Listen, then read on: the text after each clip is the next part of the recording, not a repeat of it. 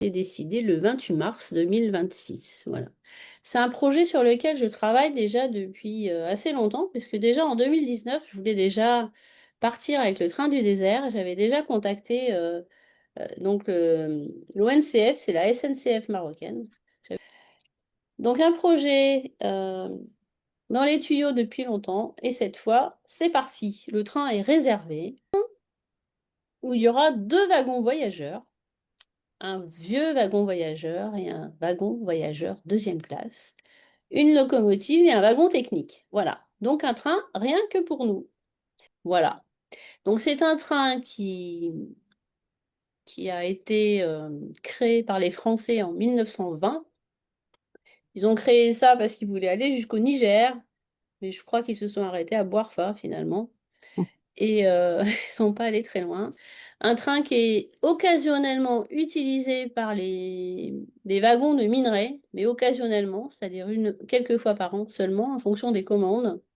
Et il y a aussi quelques trains qui circulent à la demande des agences de tourisme. Voilà, pour les touristes, comme nous. Donc on va faire l'aller, mais on ne fera pas le retour. Bonjour, donc Carole Fortuna. J'ai beaucoup de talents, dont celui d'être professeur de yoga du rire et musicothérapeute, entre autres.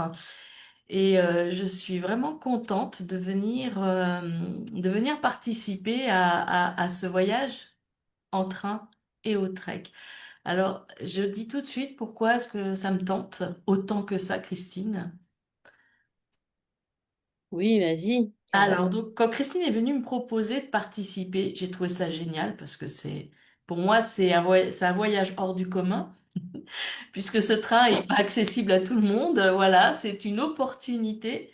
Je trouve ça merveilleux. Moi, du Maroc, je ne connais que Casablanca, parce que je suis venue pour un mariage d'un ami. Et c'est tout ce que je connais du Maroc. Donc, c'est pour moi l'opportunité aussi de non seulement de partager du temps ensemble, mais aussi d'aller à la rencontre de ce Maroc que je ne connais pas bien. Voilà, et de ses habitants. Et l'idée, je la trouve vraiment fun, quoi. Je la trouve extraordinaire. Voilà, c'est vraiment une belle aventure qui arrive.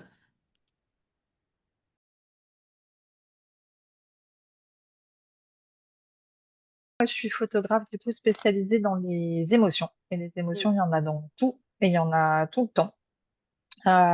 Et du coup, pourquoi ce projet